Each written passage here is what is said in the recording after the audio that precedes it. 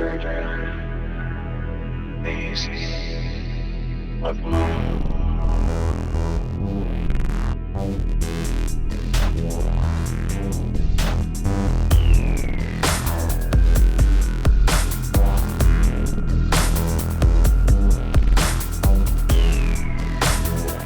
Wow, here we go, people.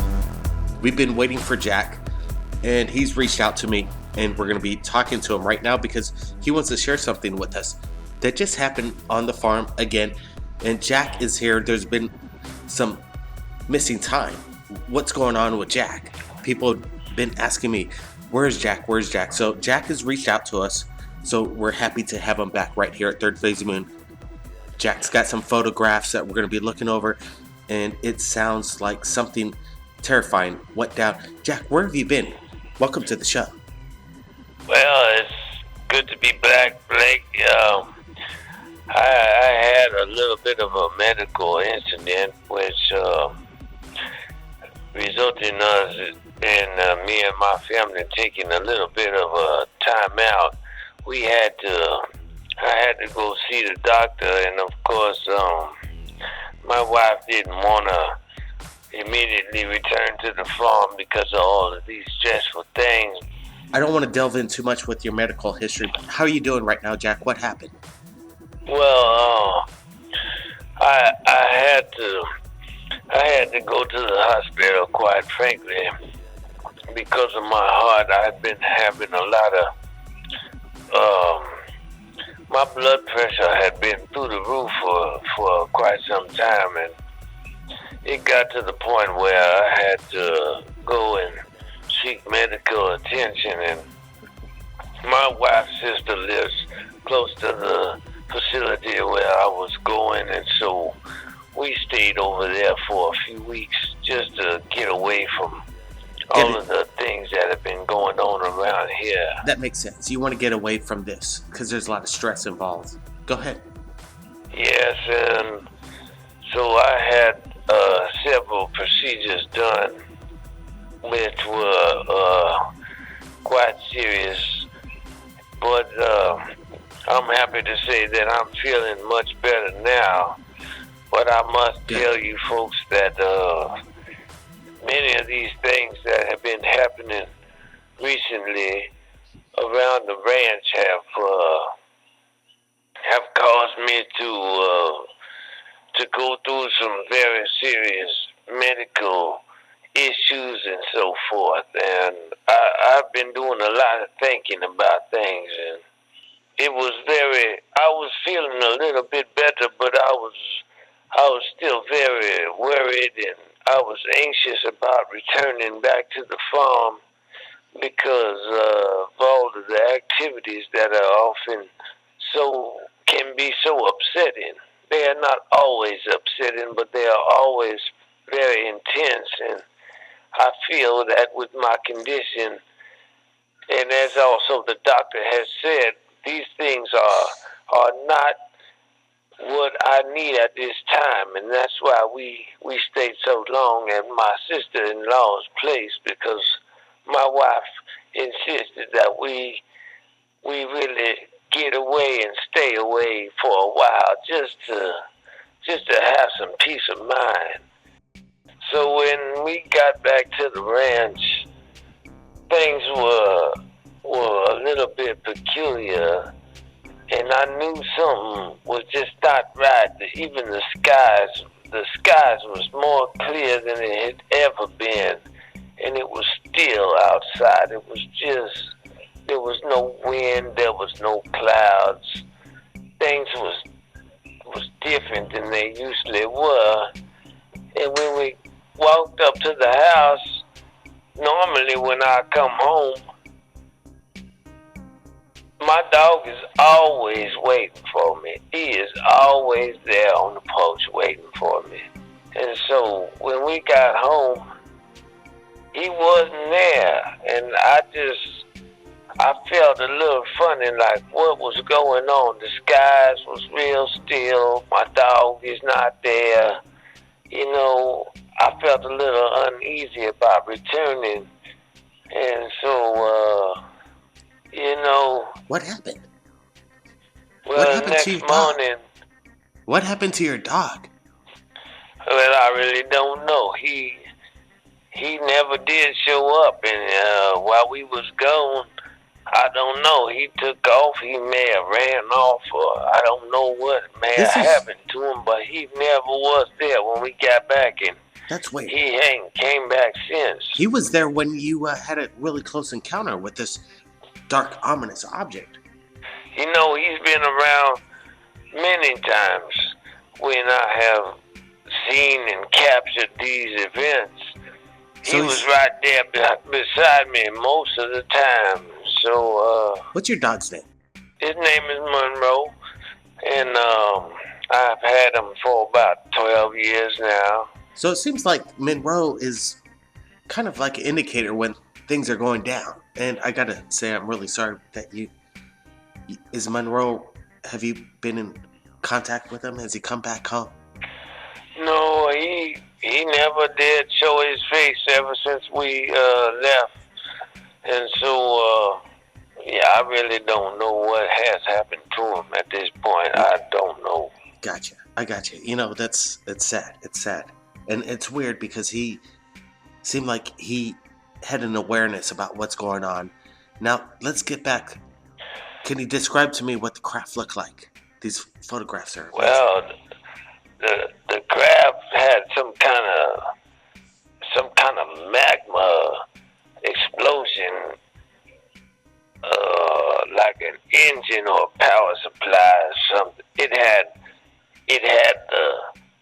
a source of energy that you could see occurring on the surface of the bottom. I don't know if it was the bottom.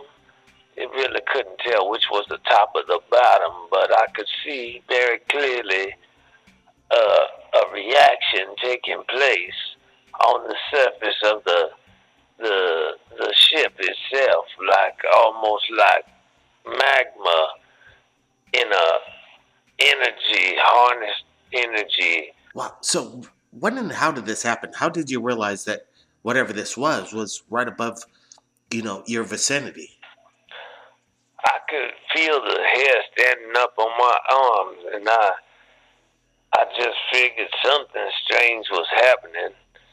And so I grabbed my camera, and I was already outside. I grabbed my camera from the truck. I didn't have it in my pocket at that time, but I could feel the static energy gathering on my arms, and so I was almost waiting for it. When it did come into view, I was already pointing my camera in all kinds of directions, just snapping odd photos, trying to capture whatever might occur, and I managed to capture several photos. The one I sent to you was the photo when it was really as close as it seemed to have come before I decided to get back to my truck and head on out of there, because Really? at a certain point I felt uneasy, and I decided I was going to just get on out of there. So I jumped into my truck, and Okay. I was hightailing it out there as fast as I could. I didn't want no more aggravation with all of these things, and I was happy to be back home, but at the same time, I didn't want no more. So this thing was chasing you? It seemed like it was, because every time I turned around, which was only a couple of times, as I was trying to get out of there as fast as I could, I was trying to shift the gear shift, and every time I tried to go into third gear, it seemed like there was some kind of I could not shift into third gear. Weird. So And I would go back down to first, go up to second, and I was coming around the corners. I was sliding. I was a little bit scared, not only crashing, but I didn't know what this thing was and what it wanted with me, because every time I turned around, it was still there in the sky, right behind me, almost seeming closer and closer, to the point where I I was very uneasy, and I knew that with these issues that I had been through, I did not want to even experience whatever it was. I wanted to get on out of there. Wow, so you're having these experiences, and it's been going on for about a year now. And now, it's weird, your dog's missing. You've had some issues with your health, and it's all I got a feeling a lot of anxiety going on over yourself right now and what's going on at the ranch. You better believe it, it sure is. So what are you going to do, Jack? What's next? Are you going to stay there? Well, my wife has suggested that we consider moving, and at this point, I don't know if I got a feeling they'll be following you, Jack. They'll be following you, Jack, no matter where you go. You got to stand strong. You got to get more equipment. You got to get some more people documenting this stuff. We got to find out where you're at. We got to tell the people. We got to tell the world. Jack, you need help. There's a lot of issues that you're dealing with, and you can't handle it all by yourself.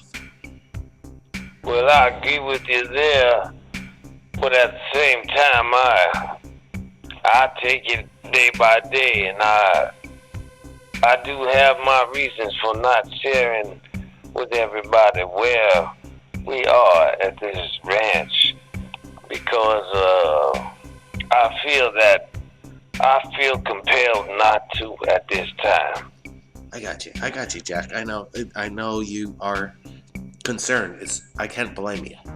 Let me tell you, if I was seeing the same things that you're seeing over your vicinity in close proximity, trust me, I'd be concerned. So I can kind of hear where your concern is. It makes a lot of sense to me. But I gotta say this. You gotta keep in touch with Third Phase. You gotta keep sharing your evidence with us. You do a great job. Trust me. It's just amazing what you're capturing. I've never seen a craft like this before. It looks weird. Whatever energy's going on, the plasmic underground, you're saying it looks like a molten magma going off. There's a lot of harnessed energy going on, and you're capturing something that I can't explain. I know you live next to a military base, close to the farm, so I don't know what you're capturing, but whatever it is, Jack, you gotta stay safe. You gotta be real safe. Well, that's always my primary concern, and I thank you for your concern and always for sharing all of this information to people who want to know what's going on out there. Well, absolutely. That's what we do right here at Third Phase Moon. We share the people's information as it comes in, and I gotta really thank you, Jack, for getting back in contact with us. I really didn't want to reach out to you. People have been saying, "Where's Jack?" And they say, "You got to get in touch with Jack." That's not what I do. I just wait for people to contact us right here at Third Phase. So I'm sure glad you reached out back to us, Jack. Well, it's always a pleasure, and I will do my best to share with you folks everything that I encounter. Well, I'm glad he called back, because we know you're still around. So that's a great thing. Keep in touch, everybody. Stay tuned to Third Phase of Moon for more updates from around the world as you hear it, as it comes in. We're here. Blake Cousins. Keep your eyes on the skies, everybody.